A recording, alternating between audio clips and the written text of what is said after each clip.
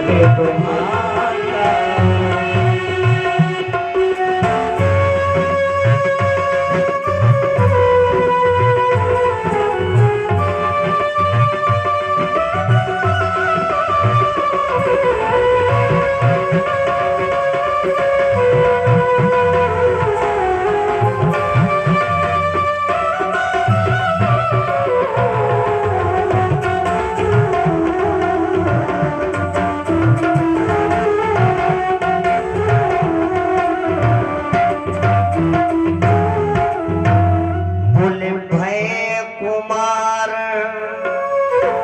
जबै सब भ्राता दीन जनेऊ गुरु पितु माता।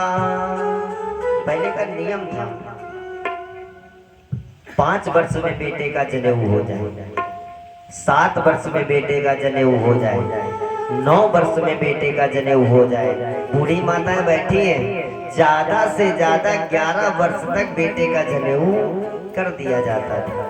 लेकिन आजकल मैं तो कहता हूँ अगर विवाह ना हो तो जनेऊ की जरूरत है ना पड़े। 25-30 वर्ष के हो गए लेकिन फिर भी कोई जनेऊ की जरूरत नहीं। काहे जरूरत कब पड़ती? बोले विवाह है, तिलक नहीं चढ़ेगा जब तक जनेऊ नहीं होगा। तिलक चढ़वाना चाहो, विवाह कराना चाहो तो जनेऊ कराओ। लेकिन सही बताएं, आज भी देखना जो बुजुर्ग लोग होंगे जनेऊ का आदर करते, सम्मान करते, जनेऊ को डालते। लेकिन नए लोगों जनेऊ करा दिया गया, माता पिता पैसे को खर्च कर देते हैं लेकिन फिर भी वो लोग जनेऊ को नहीं धारण करते।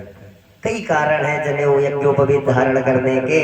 आज राम जी का चारों भाइयों के साथ में यज्ञोपवीत संस्कार हुआ। इधर गुरु वशिष्ठ जी के साथ राम जी को भेजा गया। कहाँ? गुरु गृह गए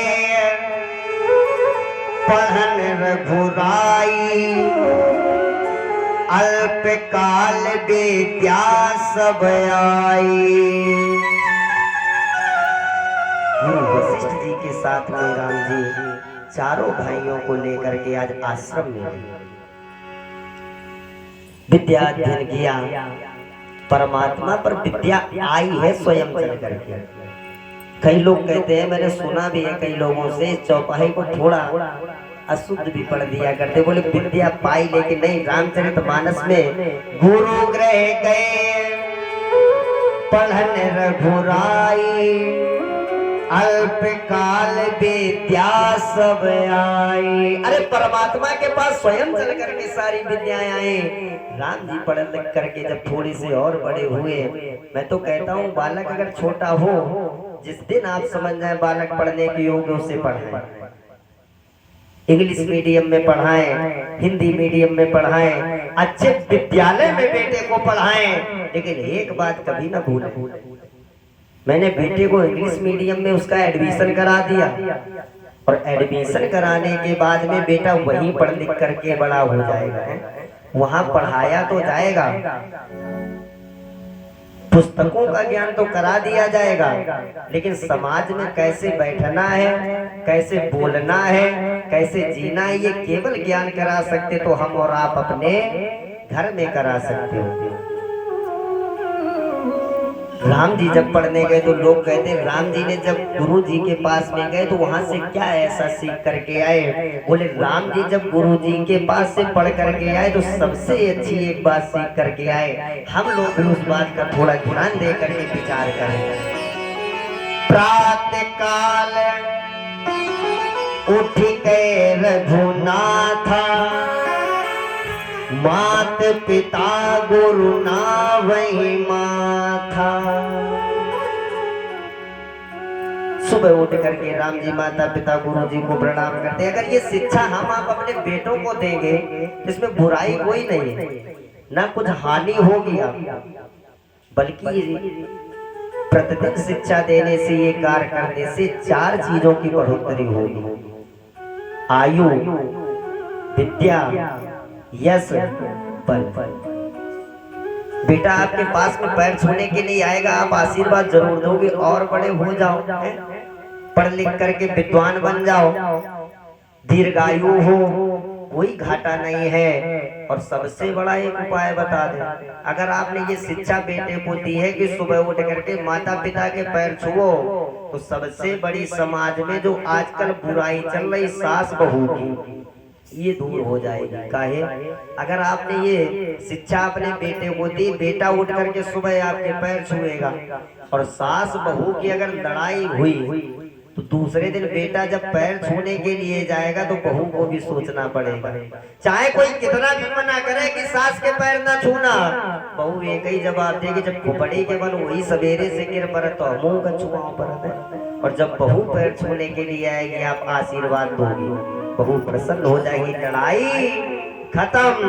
बस यही विचार करना चाहिए। राम जी आप थोड़े से और बड़े हुए तो देखना, बाबा ने चौपाई लिखी, अनुज सखा संग भोजन करही, मात पिताया ज्ञान सरही। सखा किसे कहते हैं? मित्र को। सखा किसे कहते हैं? जब कहीं पर हम आप धर्म संकट में फंसे हो, उस संकट से उबारने वाले को सखा कहते हैं, मित्र कहते हैं। लेकिन मित्र तक तो सीमित था। आजकल देखना, ना तो सखा रहा ना मित्र रहा। एक नई जनरेशन में लोग क्या कहते हैं? बोले दोस्त कहते कि नहीं कहते? और वही दोस्त जब चौराहे पे मिल रहे हैं, चलो थोड़ी देर, बोले कहाँ चले? चौराहे पे चलो, आधी आधी हुई जाए। और आपने बना रहे दोस्ती की बात है। लेकिन मैं तो कहता हूँ, रामचरितमानस में एक बहुत अच्छी चौपाई है, कुपंथ निकारी सुपंथ चलावई। जो गलत रास्ते से निकाल करके अच्छे रास्ते पर चलाए वही मित्र है, वही सखा है। अगर आप गलत रास्ते पर चल रहे हो, वो और गलत रास्ते पर चलाने का प्रयास करे, वो सखा नहीं है, वो मित्र नहीं है, बल्कि वो हमारा आपका बैरी है। और आजकल के लोग उसी बैरी को, उसी शत्रु को अपना मित्र मान लेते हैं।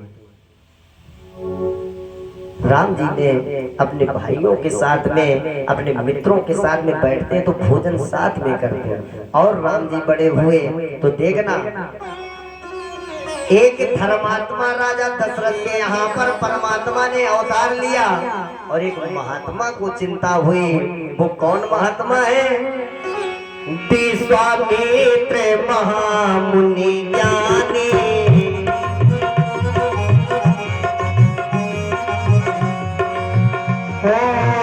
विश्वामित्र महामुनि ज्ञानी,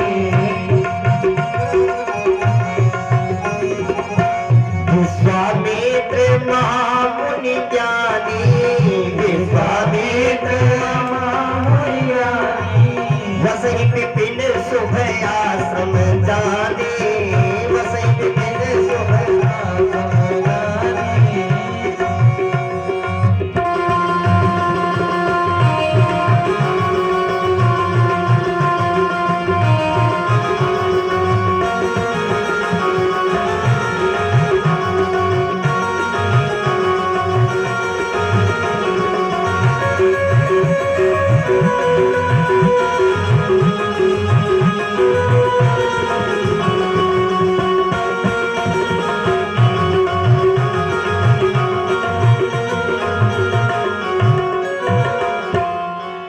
बोले विश्वामित्र महामुनि ज्ञानी, बसहि विपिन शुभ आश्रम जाने। जंगल में रहते, भगवान का भजन करते, भगवान का कीर्तन करते, लेकिन उसी जंगल में मारीच सुबाहु नाम के दो राक्षस रहते। वो ना तो विश्वामित्र जी को यज्ञ करने देते, ना भगवान का भजन करने देते। क्या करते? जब विश्वामित्र जी बैठ करके यज्ञ करने लगते तो कहीं से ला करके रुधिर डाल देते हैं, रुधिर की बरसात करने लगते। कहीं से मांस ला करके विश्वामित्र जी के यज्ञ में डाल देते, यज्ञ को असफल कर दिया करते। मन में विचार किया विश्वामित्र जी ने, गाधि तनय मन चिंता व्यापी, हरि बिन मरहि न निश्चर पापी। ये राक्षस मुझे परेशान किया करते, यही चिंता हुई।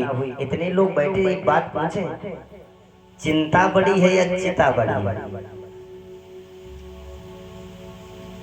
चिता बड़ी। लोग कह देंगे चिता जला करके राख कर देती, लेकिन सही बताएं, चिता तो जला करके राख करती एक बार, और चिंता जीते जागते उठते बैठते प्रतिदिन जलाया करती, इसलिए चिंता बड़ी है। राधे श्याम जी में बड़ी अच्छी अब बात को लिखा, चिंता है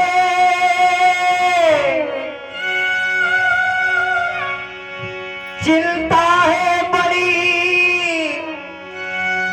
चिता से भी,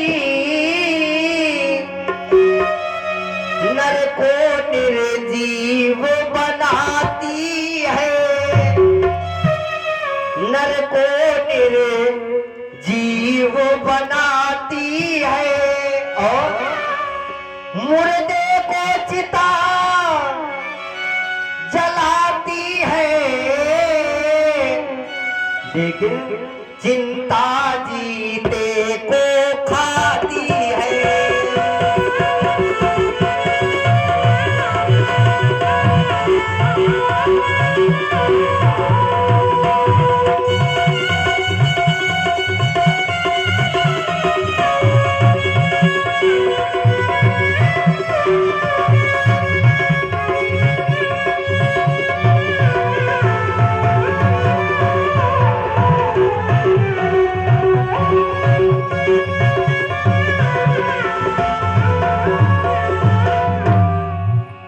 मुर्दे को चिता जलाती है, चिंता जीते को खाती है। दिन रात बस यही चिंता है, किस तरीके से राक्षसों का अंत हो सके। लोग प्रश्न कर देते, महाराज ये विश्वामित्र जी पूर्व में क्षत्रिय रहे, बाद में ब्रह्मर्षि बना दिए गए, लेकिन क्षत्रिय हो करके क्षत्रिय चाहे जितना भी संत बन जाए, चाहे जितना भी भगवान के पद की ओर बढ़ जाए, लेकिन उसमें सारी कलाएं कभी कम नहीं हो जाती। का अगर कोई आकर के बात कह दे वो ये कहता पुराने पैतरा भूल लेंगे, ये हमने चोला जरूर बदल लिया है, लेकिन पूर्व की याद करो। कई विश्वामित्र जी चाहते तो अपने बल के द्वारा, मान लिया बल का प्रयोग न करते,